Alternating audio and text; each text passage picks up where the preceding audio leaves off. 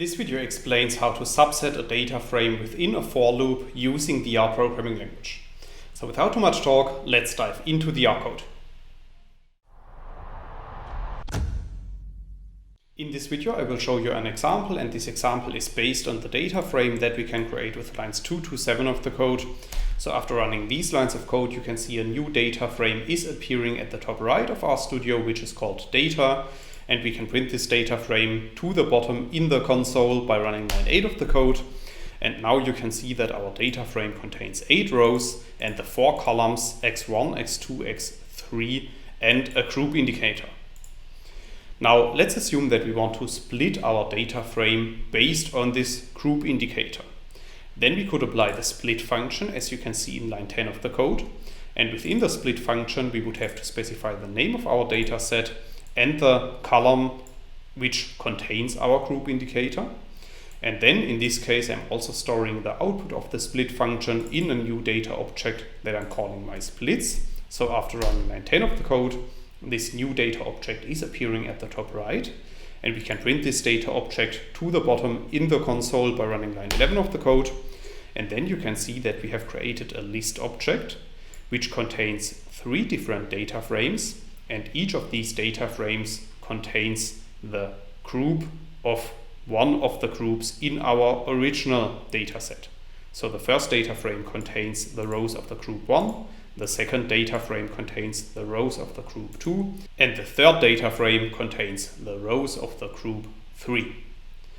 However, in this tutorial I want to show you how to create separate data frames based on a for loop, and for that reason we are not done yet. So in the next step I want to show you how to extract only one of these data frames from our list, and you can do that as you can see in line 13 of the code. So in this case we would simply have to use the dollar operator, and we would have to specify the name of the subset that we have created. So in this case we have extracted the data frame of group 1. However, since we want to subset our data frame within a for loop, I'm moving forward, and in the next step I'm creating a vector of data frame names that I want to create. So in this case my 3 data frames should be called data new 1, data new 2 and data new 3. And I'm storing these data frame names in a vector object that I'm calling split names. So after running lines 15 to 17 of the code, these new data frame names are stored in this data object split names. And now finally we can run our for loop, as you can see in lines 19 to 22. So in this case I'm specifying that I want to loop over the length of our vector of names. And then within the for loop I'm using the assign function to assign the values of a certain split to the name that I have specified in our split names vector. So after running lines 19 to 22 of the code, 3 new data frames are appearing at the top right, which are called data new 1, data new 2 and data new 3. And we can print these data frames to the bottom in the RStudio console by running line 24. So you can see this is containing the first data frame.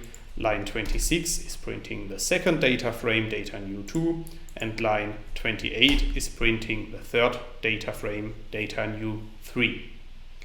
Please note that often a for loop is not the best choice in terms of efficiency of your code.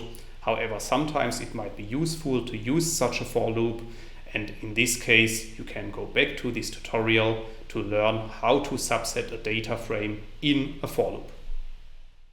That's all I wanted to explain in this video.